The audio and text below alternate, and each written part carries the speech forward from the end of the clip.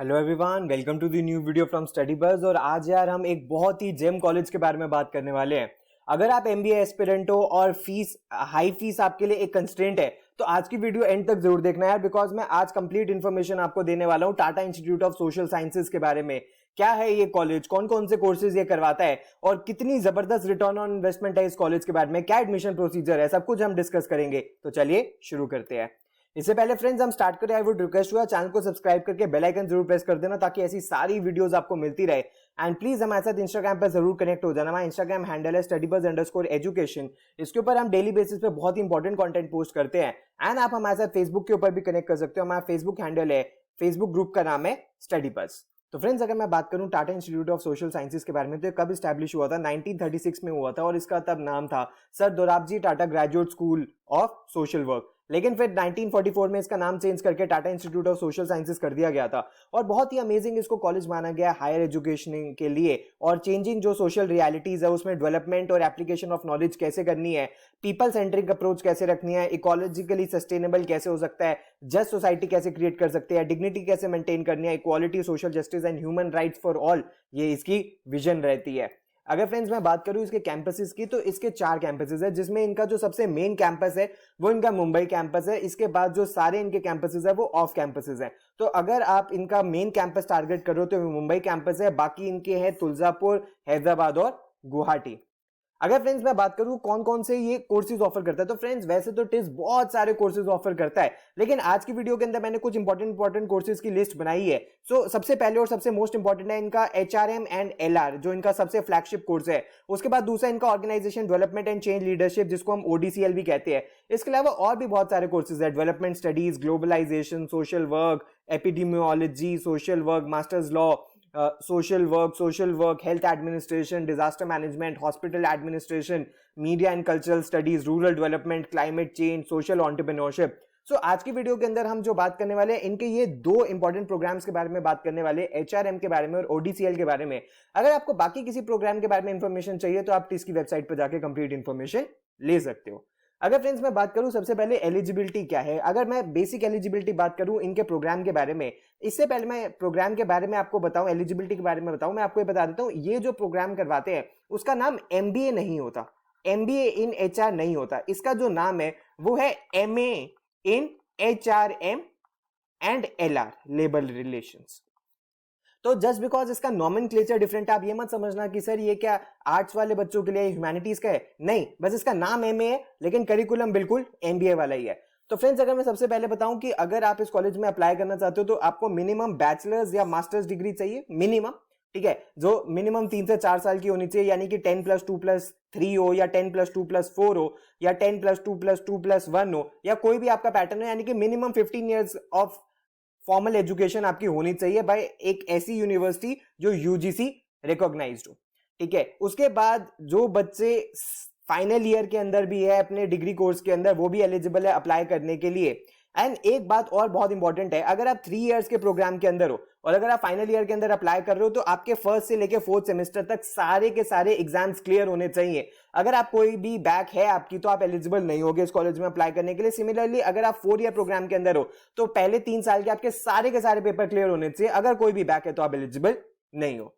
उसके बाद अगर फ्रेंड्स हम एडिशनल एलिजिबिलिटी के बारे में बात करें, जो सिर्फ इनके ODCL प्रोग्राम के बारे में, HRM के लिए इनकी यही एलिजिबिलिटी है। अगर मैं ODCL के बारे में बात करूं तो इसके लिए एडिशनल एलिजिबिलिटी है वर्क एक्सपीरियंस, यानी कि मिनिमम 2 इयर्स का वर्क एक्सपीरियंस या प्रोफेशनल वर्किंग एक्सपीरियंस चाहिए आफ्टर बैचलर्स डिग्री, और फुल टाइम होना चाहिए, इंटर्नशिप को वर्क एक्स नहीं माना जाएगा। और आपको क्या क्या चीजें अपनी प्रूफ में इनको दिखानी पड़ सकती हैं, सबसे पहले तो आपका वर्क एक्स सर्टिफिकेट जो आपके एम्प्लॉयर ने आपको इशू किया है, इसके अलावा आपकी जो पे स्लिप्स है, लेटर ऑफ अपॉइंटमेंट है या लेटर ऑफ रिलीव जब आपको कर देते हैं वो, या अगर आपने कोई एंटरप्रेन्योरशिप करी है तो आपका GST रजिस्ट्रेशन अगर था आपके पास तो इससे रिलेटेड कुछ डॉक्यूमेंट्स आपसे मांगे जा सकते हैं as a proof of work experience. अगर फ्रेंड्स मैं सबसे पहले एडमिशन प्रोसीजर के बारे में बात करूं, तो अगर मैं उन सारे प्रोग्राम्स के बारे में बात करूं एक्सेप्ट HRM एंड ODCL, तो इन सारे प्रोग्राम्स के अंदर क्या होता है, आपको एक एग्जाम के लिए अपियर करना पड़ता है TISNET, उसके बारे में मैं आगे बात करूंगा, जिसके अंदर जिसको 30% वेटेज दी जाएगी, जिसके अंदर जो 100 मार्क्स का पेपर होगा। यहाँ पे TISMAT का कुछ लेना देना नहीं है। जो सारे प्रोग्राम्स है apart from HRM and ODCL, उनके अंदर एक दूसरा एग्जाम भी होगा जिसका नाम है TISPAT, जो कि 50 नंबर का है, जिसकी 40% वेटेज है। एंड ऑनलाइन पर्सनल इंटरव्यू जो कि 100 मार्क्स का है, जिसकी 30% वेटेज है। तो इसके बेसिस पे ये फाइनल स्कोर कैलकुलेट करेंगे, 30% टिस नेट को देंगे, 40% टिस पैट को देंगे और 30% पर्सनल इंटरव्यू को देंगे। लेकिन जो बच्चे HRM एंड ODCL के लिए अप्लाई कर रहे हैं उनको तो टिस नेट देना ही देना है। अब उनको टिस पैट नहीं देना, उनको देना है टिस मैट जो कि 50 नंबर का होता है और 40% जिसकी वेटेज होती है। ये सिर्फ उन्हीं को ही देना होता है जो सिलेक्ट हो गए होते हैं, क्वालिफाई कर गए होते हैं, इस कट ऑफ को क्लियर कर लेते हैं जो कि टेस्ट नेट की कट ऑफ होती है। उसके बाद इनका भी पर्सनल इंटरव्यू होता है 100 मार्क्स का, जिसकी 30% वेटेज होती है एंड 30-40-30 का फाइनल सिलेक्शन रेशियो रहता है। लेकिन फ्रेंड्स एक बहुत इंपॉर्टेंट चीज है जो आपको पता होनी चाहिए कि टिस मैट और टिस पैट होगा तभी अगर सिचुएशंस कंड्यूसिव होंगी, यानी कि अगर पैंडेमिक की वजह से लॉकडाउन नहीं हो जाता या इंस्टीट्यूट को ये लगता है कि वो टिस मैट और टिस पैट नहीं करवा सकता तो वो नहीं करवाएगा। तो उसके बेसिस पे वो क्या करेगा, जो सिलेक्शन प्रोसीजर है उसको हल्का सा चेंज कर सकता है। लेकिन अगर सिचुएशंस नॉर्मल रही तो टिस मैट और टिस पैट होता है।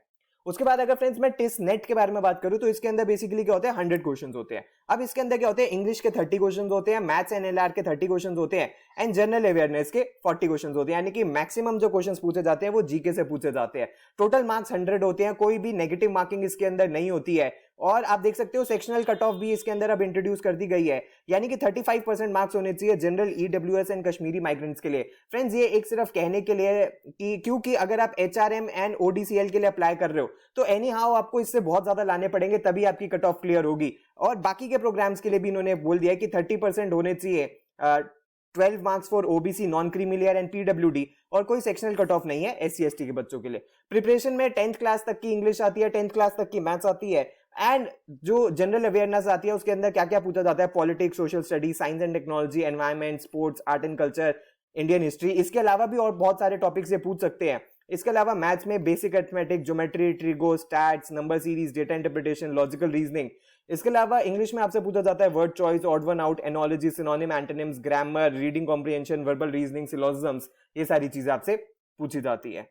अगर फ्रेंड्स मैं टिस मैट और टिस पैट के बारे में बताऊं तो टिस मैट के अंदर क्या होता है, ये कंप्यूटर बेस्ड MCQ टाइप का टेस्ट होता है जिसकी 45 मिनट्स की ड्यूरेशन होती है और 50 मार्क्स होते हैं। ये सिर्फ और सिर्फ उन्हीं बच्चों के लिए होगा जिन्होंने HRM एंड ODCL के अंदर अप्लाई किया है एंड जिन्होंने टिस नेट को क्वालिफाई कर लिया, यानी कि सबका नहीं होगा। दूसरा अगर मैं टिस पैट के बारे में बात करूं, इस कंडक्टेड फॉर द कैंडिडेट्स जिन्होंने स्टेज 1 में क्वालिफाई कर लिया। ये सारे उन बच्चों के लिए जो apart from HRM and ODCL programmes के लिए अप्लाई कर रहे हैं। हर एक प्रोग्राम का इंडिविजुअली एक पैट होगा जो 45 मिनट्स का होगा। और जैसे कि आपको मैं बता दूं कि यार आप टिस नेट के अंदर 3 प्रोग्राम्स के लिए मैक्सिमम अप्लाई कर सकते हो।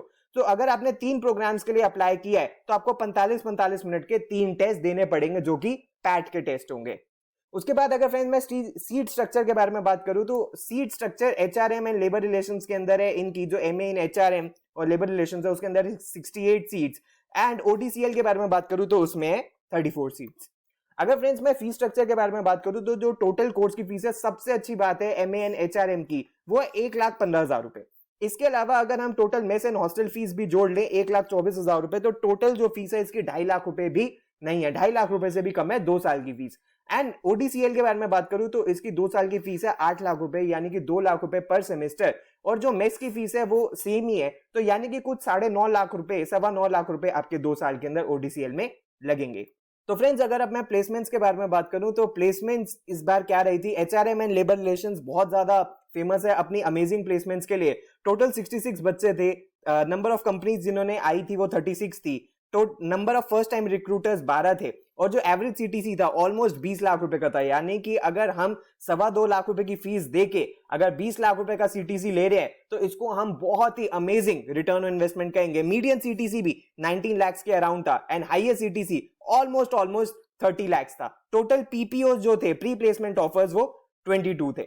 अगर फ्रेंड्स मैं सेक्टर वाइज ब्रेक के बारे में बात करूं तो बहुत डाइवर्स सेक्टर के अंदर प्लेसमेंट्स हुई है। ऑटोमोबाइल के अंदर, कॉन्ग्लोमरेट के अंदर, ई-कॉमर्स के अंदर, FMCG के अंदर, IT/ITES के अंदर, सर्विसेज के अंदर, BFSI के अंदर। 8% बच्चे कंसल्टेंसी के अंदर भी गए हैं, इंजीनियरिंग के अंदर, फार्मास्यूटिकल के अंदर और मैन्युफैक्चरिंग के अंदर।